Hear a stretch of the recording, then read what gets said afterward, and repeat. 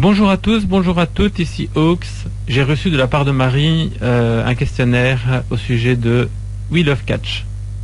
Donc il m'a été demandé de lire les questions et de enregistrer mes réponses pour soit de faire un petit montage ou bien alors, si Marie préfère, elle peut garder le fichier tel quel pour pouvoir gagner un petit peu de temps. Je vais essayer de faire ça bien.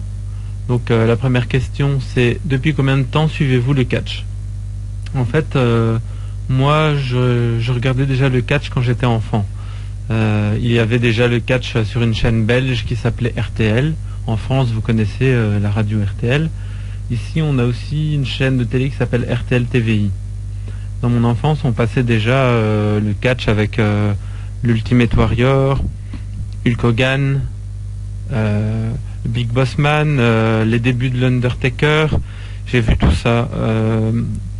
En fait, toutes les petites vidéos qu'on voyait à une époque à SmackDown, où on regardait les matchs de la WWF, parce que c'était comme ça que ça s'appelait à l'époque, la WWF. Je regardais déjà à l'époque.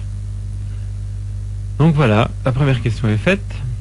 On passe à la deuxième. Comment voyez-vous cette fédération dans les 5 ans à venir? Alors, d'après moi, cette fédération ne va pas beaucoup changer. C'est-à-dire que il a fallu quand même pas mal de temps pour que le logo change, déjà, premièrement. Je me rappelle que dans mon enfance, donc, il y avait le logo de la WWF qui était un W et un F intégrés dans le W. Et puis ensuite, le logo a changé pour devenir ce W souligné en rouge qu'on a connu pendant pas mal de temps. Et je dois dire que je pense, sans trop me tromper, que le logo actuel, c'est le 3e depuis sa création. C'est-à-dire que la WWE ne change pas énormément ses habitudes, et pas trop vite non plus. Les seuls changements qui sont venus ces derniers temps sont la direction qui a été reprise par la fille de Vince McMahon, et donc maintenant c'est le beau-fils Triple H et sa fille Stephanie qui a repris un petit peu les rênes de la WWE. Et Vince McMahon, même s'il apparaît beaucoup moins à l'écran, je pense qu'il est toujours derrière. Et tant que Vince McMahon sera vivant, je pense qu'il n'y aura pas vraiment beaucoup de changements. Donc dans les 5 années à venir, je pense pas qu'il y ait un grand changement au niveau de la WWE. Les seuls changements qui pourraient survenir, ça serait l'émergence d'un talent qui est pour l'instant un petit peu plus discret, ou l'émergence d'un tout nouveau talent, voire la disparition de quelqu'un comme par exemple John Cena qui pourrait arrêter sa carrière, ou quelqu'un d'influent comme le Big Show ou bien alors Kane. Mais sinon je vois pas vraiment de grands changements dans les 5 ans à venir. Peut-être dans les 10 ans, dans les 10-15 ans il y aura un changement, mais pour l'instant je vois pas de changement. Voilà, ça c'était la deuxième question. Maintenant on passe à la troisième. Pensez-vous qu'il y aura concurrence? Show déjà présent ou à venir? TNA, ROH, NXT. Une concurrence.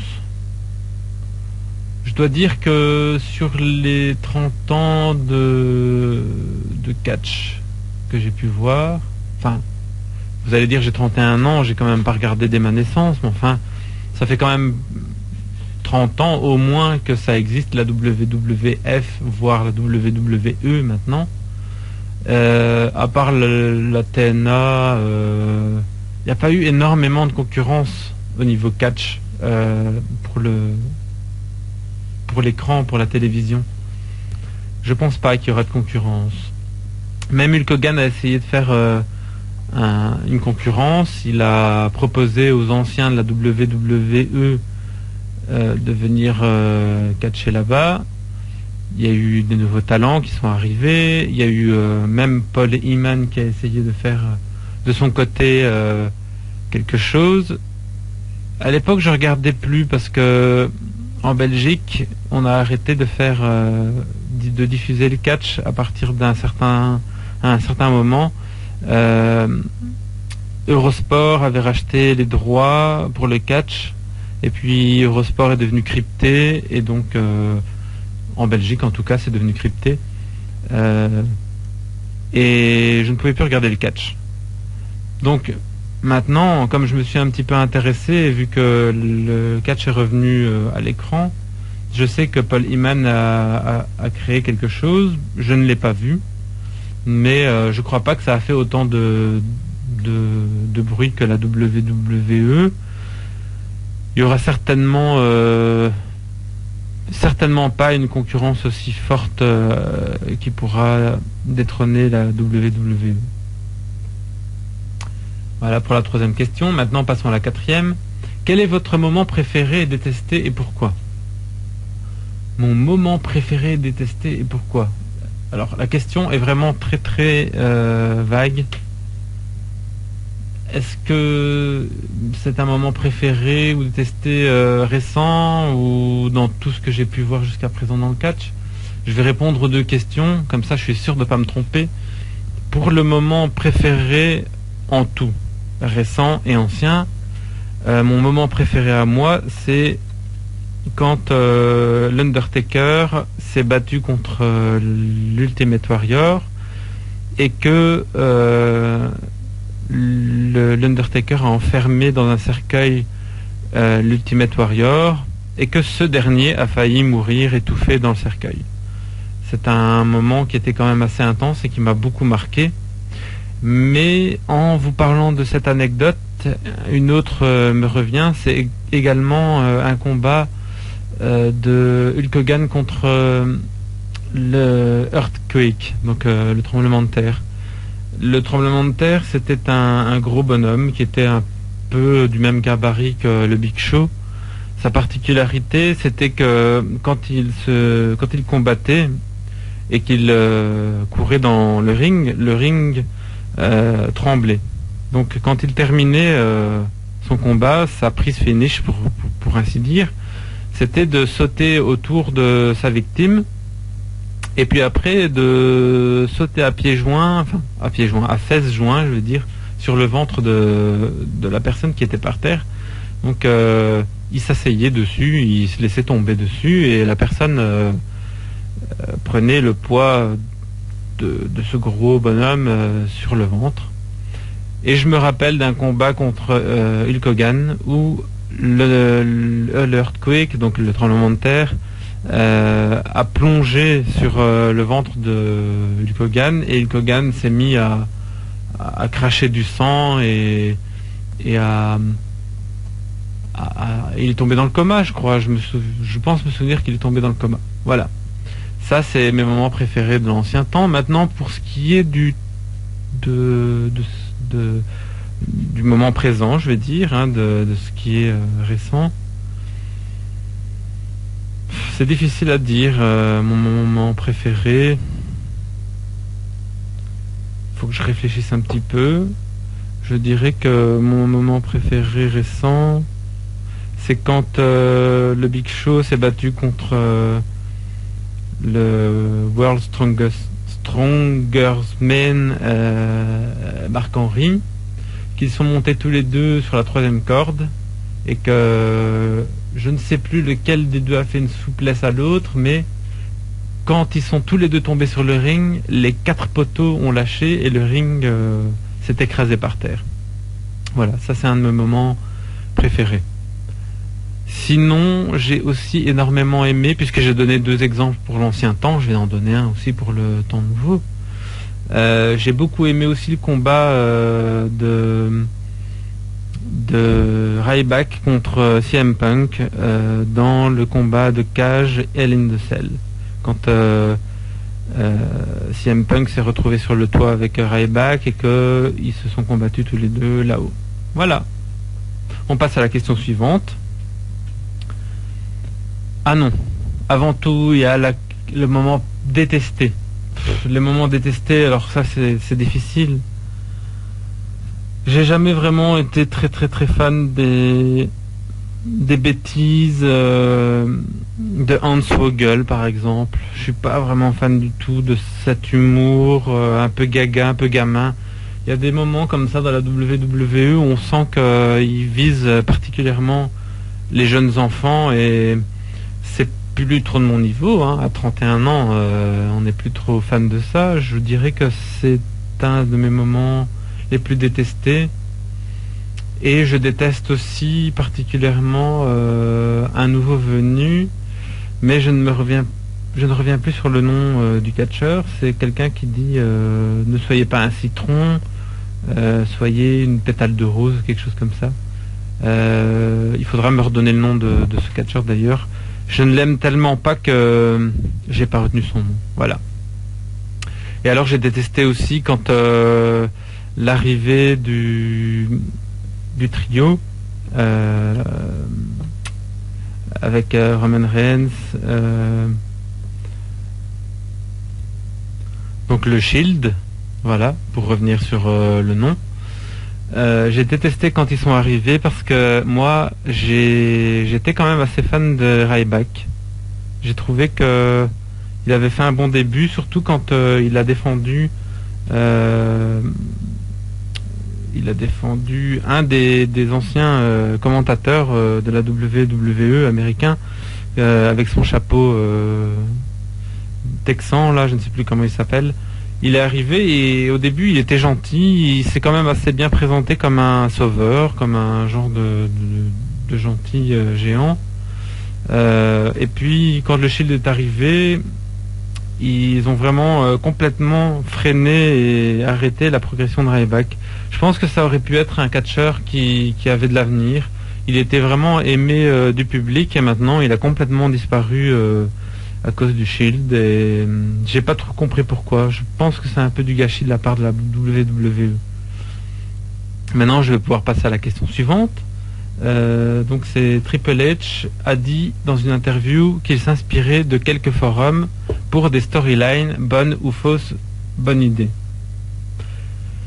J'ai pas entendu cette interview. Je pense que de toute façon il faut s'inspirer de quelque chose pour une histoire. Moi-même, il m'arrive de créer des histoires. Je suis dessinateur à mes temps perdus. J'ai fait des études d'art graphique.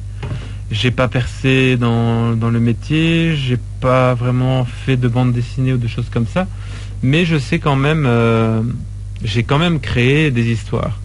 Je me suis toujours inspiré de quelque chose. Et d'ailleurs, tous les créateurs se sont toujours inspirés de quelque chose. Quand vous regardez une œuvre telle que le jeu vidéo World of Warcraft, eux, c'est plein de clichés, plein de références au Seigneur des Anneaux, à des tas de jeux comme Star Wars, comme des tas de trucs comme ça. Et chaque auteur doit s'inspirer de quelque chose. Maintenant, je pense que si Triple H, voilà, s'inspire des forums, des fans, pour essayer de trouver des histoires ou des choses qui peuvent permettre au grand public d'apprécier le spectacle, pour moi, c'est pas une mauvaise idée. Il faut pas non plus qu'ils prennent n'importe quoi. Je pense que si Vince McMahon l'a mis en tête de la WWE, c'est qu'il a confiance en lui. Et la seule erreur que Triple H fait, c'est qu'il fait durer ses histoires trop longtemps. Pour l'instant, l'histoire avec l'Authority, c'est beaucoup trop long. Les gens commencent à se lasser et ils donnent pas ce que le public attend. Les gens en ont un petit peu marre peut-être de Seth Rollins. Ils ont peut-être envie de le voir se faire casser la figure une bonne fois pour toutes. Et pour l'instant, ils le protègent. Un peu pareil pour Randy Orton. Enfin bref, les histoires sont beaucoup trop longues. Et il y a beaucoup de gâchis aussi au niveau des talents de la WWE. Je pense que pour l'instant, la WWE est dans une étape de réflexion, de reconstruction, on sent qu'ils veulent qu'il y ait un changement, on sent qu'ils veulent renouveler ça un petit peu, mais c'est un petit peu difficile parce que changer comme ça de dirigeant, c'est délicat. Donc, pour résumer, je pense que c'est une bonne idée, mais que Triple H devrait raccourcir un petit peu ses histoires. À mon avis, si vous voulez que je vous dise, à chaque pay-per-view, il devrait y avoir une nouvelle histoire après. Mais faire durer une histoire toute une année quasiment, c'est trop long. Maintenant, je vais lire la question suivante. Donnez votre top 3 des plus grandes superstars et les moins bonnes. Alors évidemment, le top 3 des plus grandes superstars, je mettrai dans un premier temps... alors là, c'est encore une question qui est difficile. Est-ce que je dois prendre les superstars de l'ancien temps également, ou est-ce que je dois prendre les superstars seulement récentes? Donc je vais à nouveau faire la question en 2 réponses. Un top 3 des plus grandes superstars, y compris les anciennes. Je dirais l'Ultimate Warrior en première place. Parce que l'Ultimate Warrior, malgré l'époque où il est arrivé, c'était une époque dans les années 90 pour les Belges, 90 pour les Français. C'était une époque où le catch était assez lent, où il n'y avait pas beaucoup de dynamisme. Et quand l'Ultimate Warrior arrivait, la caméra n'arrivait même pas à suivre. Il était tellement survolté, tellement dynamique, que ça changeait. Et je pense que c'est ça qui a fait son succès. Ses peintures de guerre, sa manière de s'habiller, et également son énergie qu'il donnait. Et son personnage aussi, qui était assez mystique et assez impressionnant. À l'époque, je comprenais pas l'anglais, mais pourtant, je sentais bien qu'il essayait de faire jouer son rôle un peu comme un Indien, comme ça, qui croyait aux esprits, qui croyait aux forces de la nature, toutes ces choses-là. Donc, première place pour l'Ultimate Warrior. En deuxième place, évidemment, je peux pas ne pas mettre Hulk Hogan. Hulk Hogan, c'était un catcheur qui n'était pas forcément le plus rapide. C'était pas forcément non plus celui qui faisait des prises, qui avait un combat extrêmement aérien, avec des figures, avec des choses qui pouvaient faire pétiller à l'écran, quoi. C'était un catcheur qui est un peu comme on comparait une Ferrari et un tracteur. Bah, c'était un tracteur, je dirais, du catch. Sa prise de finition, c'était bêtement une descente de la cuisse, quoi. C'était pas quelque chose de très très travaillé comme on fait maintenant avec toutes les prises de finition un petit peu spéciales des nouveaux catcheurs. Pourtant, il avait une présence et il était adoré de tout le monde. Il arrivait à, juste par sa présence, par son caractère, par son esprit, par ses valeurs, à imposer une célébrité. Et je pense que ça a été un grand catcheur pour ça. En troisième position, je suis obligé de mettre aussi l'Undertaker. Parce que l'Undertaker, il a quand même duré plus de 20 ans. Il a fait la streak ici qui s'est arrêtée sur 21 récemment. Il a donné tout ce qu'il pouvait donner et ça a été un grand catcheur qui avait un personnage vraiment bien spécial. Il faut quand même y aller pour pouvoir faire vivre un personnage comme l'Undertaker aussi longtemps et avec autant de force. Moi, quand j'ai arrêté de regarder le catch étant enfant, j'étais persuadé que tous les catcheurs que j'ai connus dans l'enfance avaient disparu et que j'allais regarder le catch et que j'allais revoir uniquement des nouveaux catcheurs que je connaissais pas. Et en fait, l'Undertaker était toujours là. Et donc pour moi, c'est quelqu'un qui a énormément de mérite. Donc voilà, chapeau à l'Undertaker. Maintenant, si je dois parler des nouvelles superstars, en première position, je mettrais CM Punk. Pour moi, c'est vraiment une grosse déception de voir CM Punk partir. J'espère de tout cœur qu'il va revenir. Ça a été une figure emblématique de la WWE. Et encore maintenant, quand vous regardez le catch, le public continue à le réclamer. À chaque fois que AJ Lee arrive sur le ring, tout le public crie CM Punk, CM Punk. Quand on est à Chicago, il y a toujours CM Punk, CM Punk. Et d'ailleurs, la dernière fois que la WWE s'est rendue à Chicago, il y avait un personnage du public, un bonhomme du public qui portait un déguisement en mousse de CM Punk. Il portait donc un faux torse avec les tatouages de CM Punk, un faux ventre avec le tatouage de CM Punk et les bras avec tous ces tatouages. C'est dire à quel point ce personnage-là a eu une grande importance. Il a quand même décroché un record du plus grand nombre de jours en détenant le titre de la WWE. Alors vous allez me dire que il n'a pas forcément été dans les premiers, mais malgré tout, s'il n'a pas dépassé le tout premier dans le classement des plus longs règnes, ben, ça a été quand même celui qui a défendu à chaque Raw, à chaque SmackDown, son titre. Il les a défendus contre tous et il l'a gardé. Je ne sais même plus, c'est contre le Rock qu'il a perdu son titre. Et honnêtement, c'était même pas une défaite, une vraie défaite pour moi. C'était la WWE a donné le titre au Rock pour pouvoir faire son histoire après Rock contre Cena. En deuxième position, je ne mettrai pas John Cena. Pour moi, John Cena, c'est pas vraiment un catcheur d'exception. En deuxième position, j'ai envie de mettre Edge. Ça a été également un catcheur et un personnage emblématique du catch, qui a dû malheureusement arrêter sa carrière trop tôt. Mais pourtant, ça a été quand même quelqu'un qui avait du charisme, qui avait une manière de catcher exceptionnelle. Et donc voilà, je le mettrai en deuxième place. Et pour la troisième place, j'hésite entre Daniel Bryan et The Rock. Pourquoi Daniel Bryan et The Rock ?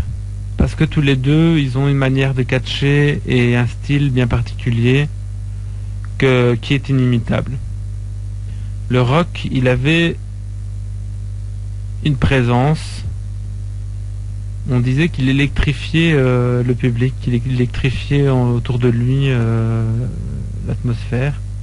Chaque fois qu'il arrivait, il y avait quelque chose qui faisait que ça faisait la chair de poule. Et puis, même pendant ses combats, il avait quand même une manière de se battre, une manière de bouger, une manière de porter ses prises, ses coups. À chaque fois, c'était sa signature. Rien que le fait de se relever avec je sais pas comment ça s'appelle, cette manière de se relever, mais il sautait comme ça, il mettait ses mains en arrière et puis il donnait un coup, enfin je ne sais pas comment expliquer ça, mais en tout cas il revenait sur ses pieds directement par un bond. C'était assez spectaculaire, et puis même sa prise de finition qui ressemble très fort à celle de Cena, et je dirais que Cena a un petit peu copié sur Rock à mon avis, est aussi quelque chose d'assez particulier. Et pourquoi Daniel Bryan? Parce que lui aussi a sa façon de catcher. D'ailleurs, je trouve qu'il y a beaucoup de gens qui sont en train de le copier. C'est lui qui a fait les tampas suicidas les plus remarquables, et maintenant tout le monde le fait comme par hasard. Donc j'hésite entre les deux. Je mettrai en troisième position les deux, The Rock et Daniel Bryan. Vous faites une opinion chacun, peut-être que vous ne serez pas d'accord avec mon classement, mais c'est le mien. Donc les moins bonnes maintenant, les moins bonnes, Heath Slater, c'est un catcheur vraiment nul. je mettrai en première position, non, peut-être pas en première position, je vais dire en troisième position Heath Ledger. En deuxième position, je mettrai, je ne sais plus comment il s'appelle, celui qui fait woo woo woo, you know it. C'est Zack Ryder, voilà. Lui aussi, franchement, c'est un catcheur qui est très mauvais pour moi. Donc je le mettrai en deuxième position. Donc troisième position Heath Ledger, deuxième position Zack Ryder et première position qui c'est que je pourrais mettre? Eh bien je mettrai Tensai. Voilà. D'ailleurs il a arrêté sa carrière. Il a bien fait. Donc voilà. Je peux passer à la question suivante. Les jeux WWE 2K, vous y jouez? Si oui, pourquoi? Sinon, pourquoi? Non, je n'y joue pas parce que je n'ai pas de console. Moi, je joue sur PC. Avant, j'avais une PlayStation 2. C'est la dernière console que j'ai eue en date. Et après, j'ai pas suivi le mouvement parce que les jeux sur PC me convenaient. Alors oui, je regrette de ne pas pouvoir jouer à certains jeux, comme par exemple certains Final Fantasy qui n'ont pas été licenciés sur PC. Le dernier jeu sur PC Final Fantasy qui est sorti, c'était Final Fantasy 8. Non, je me trompe. Le 10. Le 10 qui est sorti, le 10-2 je crois qui est sorti. Après il n'y a plus de jeux sur PC. GTA 5 n'est pas encore sorti sur PC, il va falloir que j'attende un petit peu, mais ceux qui ont déjà les consoles pourront jouer. Enfin bref, vous avez compris. J'ai pas de console, je regrette un petit peu, mais j'ai pas les moyens. Donc voilà. Mais par contre, si un jour je peux essayer, ça me fera plaisir d'essayer. Je me souviens que j'ai quand même vu quelqu'un jouer avec, c'était une ex qui adorait la WWE.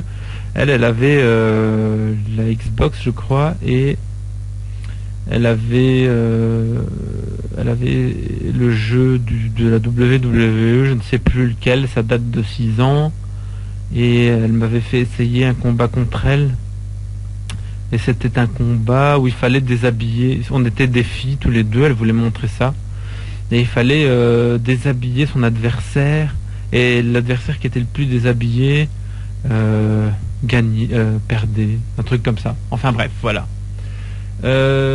Suivant, quelle est votre musique d'entrée préférée? Ma musique d'entrée préférée, c'est celle de Triple H. Pas celle actuelle, hein. Je veux dire celle de Game. Celle que je vais mettre justement pour vous faire écouter.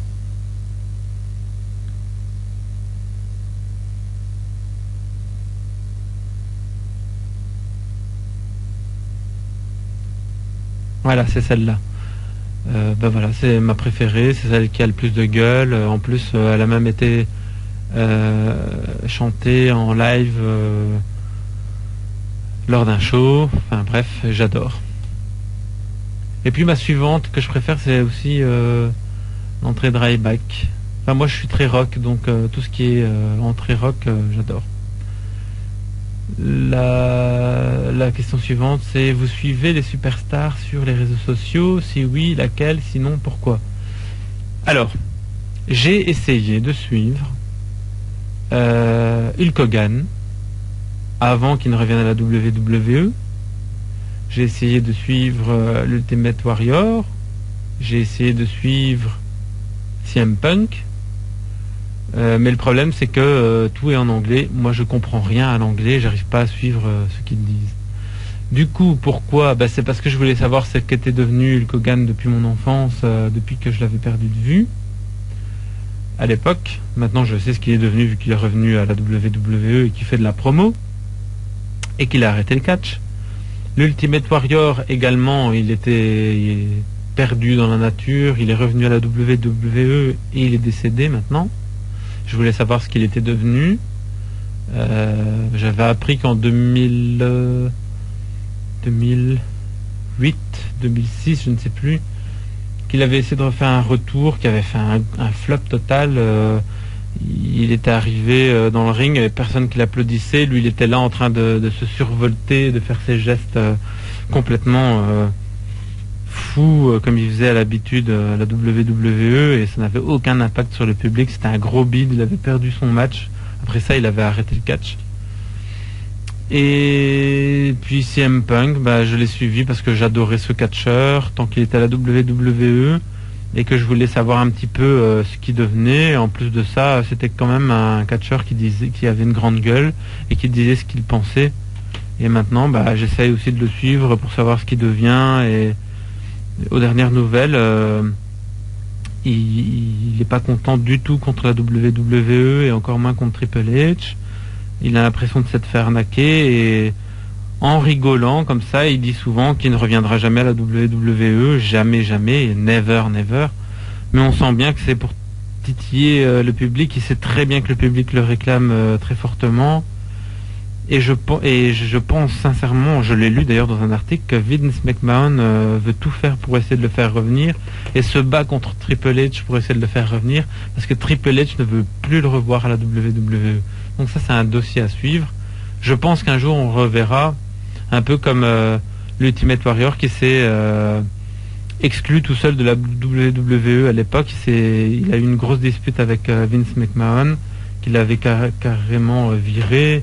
Puis il l'avait repris et puis lui avait démissionné. Bref, c'est un beau bordel. Et c'est pareil pour Brock Lesnar. Lui aussi avait quitté la WWE et il voulait plus revenir. Et puis il avait été viré, etc.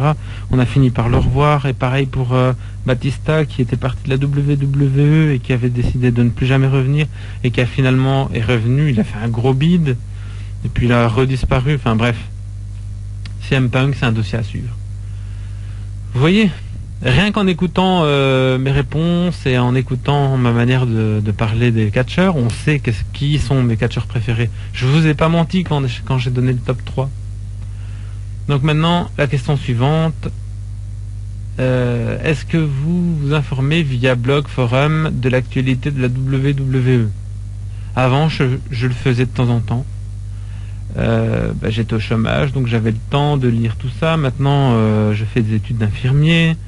Comme vous le savez tous, le métier d'infirmier, c'est pas quelque chose qui est facile, c'est lourd.